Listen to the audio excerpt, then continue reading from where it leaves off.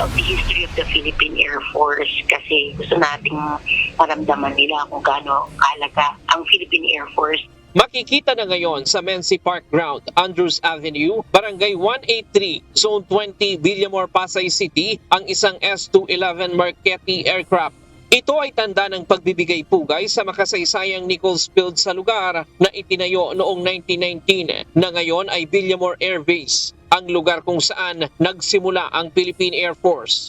Kahapon December 15, pinangunahan ni Lieutenant General Stephen Pareño, Commanding General ng Philippine Air Force, ang official turnover sa Barangay 183 ng nasabing aircraft. Ayon sa Philippine Air Force, nagpapakita ito ng kanilang dedikasyon sa pangangalaga ng kasaysayan ng aviation sa bansa.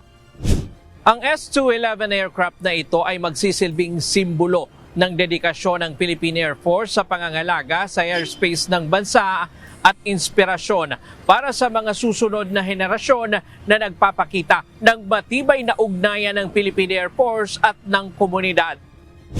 Gusto natin yung mga kabataan, ma-inspire din sila pag nakikita nila yung mga aircraft natin, ma-appreciate nila kung ano yung halaga ng Philippine Air Force natin, not only in the past but also in the present and in the future. Bukod sa Pasay, napagkalooban na rin ng decommissioned aircraft sa mga nakalipas na taon ang Pasig, Iloilo at Tagaytay.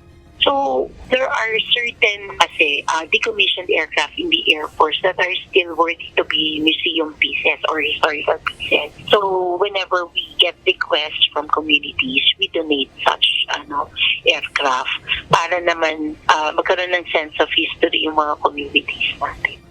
Ang decommissioned S-211 na may tail number 814 ay nakuha ng Philippine Air Force noong 1994. Ginamit ito ng 5th Fighter Wing.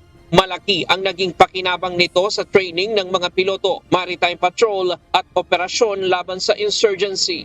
And then during the years 2008 to 2014, it was used also for service-like operations against lawless elements in Mindanao. Actually, ginamit siya during 2008 to 2009 for operations, one of our operations against insurgents. Kasi capable itong aircraft na to deliver bombs and rockets.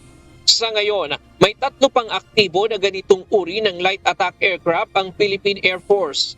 Subalit posibleng i-phase out na rin ito sa kalaunan kapag nakabili na ng mas marami pang FA-50 fighter jet na higit na mas advanced kumpara sa S-211 Marquette aircraft.